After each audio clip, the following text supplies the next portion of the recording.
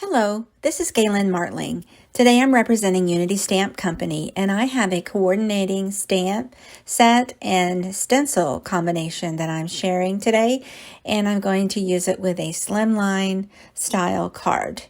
And so for the stamping, I'm using Unity's Birthday Blooms stamp set along with Layered Peony's stencil. And this coordinates together to add coloring with the stencil. And I pre-stamped and trimmed the happy birthday sentiment for this. And so for the stamping, I'm using the original Misty. I'm using My Favorite Things black ink, extreme black ink. And then once that, I did 3 passes of the flowers for that, 2 or 3. And now I'm lining up that first bottom layer there of the stencil right over that stamping, and I'm going to use Distress Oxide ink. I'm using Worn Lipstick with an ink blending brush. I'm concentrating the color in the center of the flower, and then I'm just blending the lighter bit that's left over of color around the edges of that. And you peel it away and you have a very light peony. It's real pretty. You can stop there. I'm going to add a second layer, which is the next stencil shape set right next to it. And I'm going to use another pink that I had. That's Ranger Archival ink in magenta hue. And I'm using the ink blending brush that was cleaned to go ahead and use archival ink on that.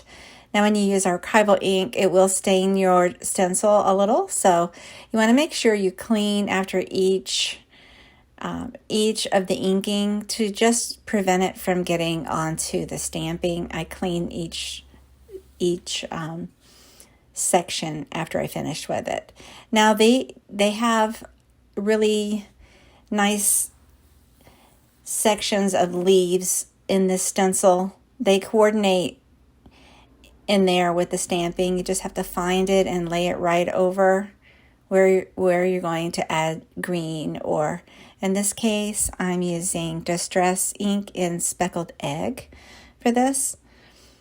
And so I just go ahead and add some darker areas of that and blend in the light of the same shade.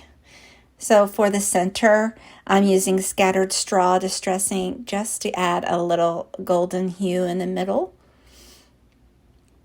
Now I'm layering the stencil again, and I'm going to use a third layer of that stencil.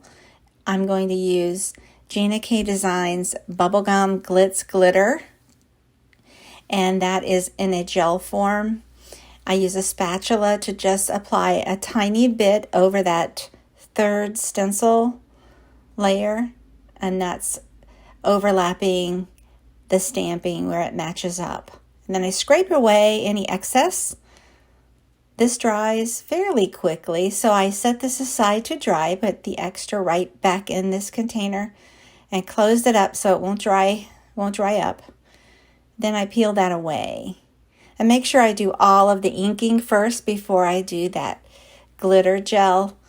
I just set it aside there and cleaned all of the stencil and the tools and left it to dry, and it looks so pretty when it's dry. It's shiny and it's just beautiful.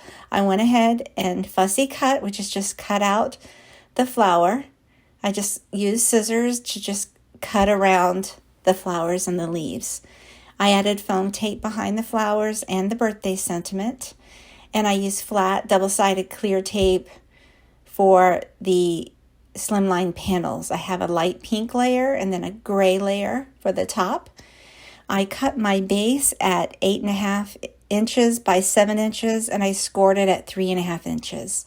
So there to finish, I just layer all of the slimline background panels, the flower, the sentiment, and I'm adding a few adhesive pearls to finish it. And it's so pretty. It shines so much prettier in person. This is great to give his birthday card. I hope you like it and give it a try. Thanks so much for watching. Please take a moment to subscribe to my channel. like, and share. Have a great day.